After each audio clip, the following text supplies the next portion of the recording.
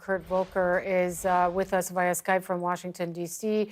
He's a distinguished fellow at the Center for European Policy Analysis and a former U.S. ambassador to NATO and the former U.S. Special Representative for Ukraine negotiations. How concerned are you when you see additional Russian military drills in Belarus and a planned Russian military exercise in the Black Sea?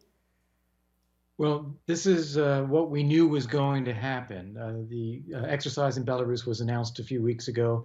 Also, a few weeks ago, we saw the ships leave the Baltic Sea on their way to the Black Sea. So we knew this was coming. And it's consistent with Russia's effort to build up military forces, to create tension, apply pressure, and see what kind of concessions he can get from the West. So far, none, which is good. And we simply don't know what his intent is after this. Does he really intend to launch another military invasion of Ukraine with all the costs that that would entail? Or is this just an effort to rattle cages for a bit? What do you think? I think the former. I don't think it is likely at this stage that he's going to invade, largely because we have been very effective at shining a spotlight on everything that they are doing. And there's been a string of senior European leaders going through Kyiv. Boris Johnson, President Erdogan of Turkey, President Macron of France, Chancellor Scholz will be going as well. And that makes it very difficult for Putin to maintain the sense that he's the aggrieved partner here, that somehow Ukraine is provoking him, and that he would be reasonable to intervene militarily, or that somehow it's deniable and it's really not Russia doing this. Sorry to be blunt, but he doesn't seem to care. And also, everyone's coming to him. It really, at least from an optics perspective, looks like Russia is holding the cards here, not only because they're holding a gun to Ukraine's head, but because they're providing so much of Europe's energy resources. This is they have a lot of leverage. They do. They have an awful lot of leverage. If you think about what Putin has done in Ukraine for the last 8 years, though, he's kept an ongoing military conflict going, low-level attacks every day. But he's done it trying to maintain deniability, that it's really not Russia doing it. And I think he still has some interest in maintaining a position of deniability if he can. What can NATO do, though? Because Russia wants these ironclad assurances that NATO won't expand to include countries like Ukraine. NATO is saying you don't have any veto power over who we admit to our alliance. They're kind of stuck here, aren't they? Well, what NATO could be doing is increasing direct military assistance to Ukraine so that they have a more full spectrum set of capabilities and are better able to defend themselves. That would raise the cost to Russia significantly of any real invasion. And I think that's what NATO ought to be focused on. It's not about giving concessions to Russia. It's about making clear to Putin the costs of an invasion are too high.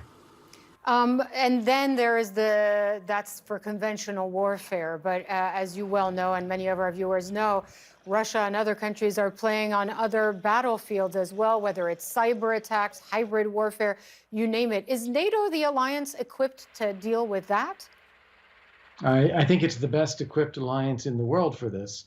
It is now 30 countries, a set of shared values, commitment to collective defense, an attack on one being an attack on all for the NATO allies. So they are capable. The problem here is that Ukraine is not a member of NATO. There's no obligation to defend Ukraine. So Putin sees a distinction. Okay, NATO, you're going to defend the Baltic states or Poland, but you're not committed to defending Ukraine. And he's testing that. And I think we should be showing a little bit more concern for Ukraine's security as a country, even as a non-ally. No, I mean, there was some concern just over the last few years with Russian activity in the cyber sphere that perhaps NATO was not the best equipped to counter hybrid warfare assaults. That, you know, for conventional warfare and sending defensive weaponry to Ukraine, that's fine. But for the other stuff, maybe not. Yeah, well, I'm not sure that there's something better.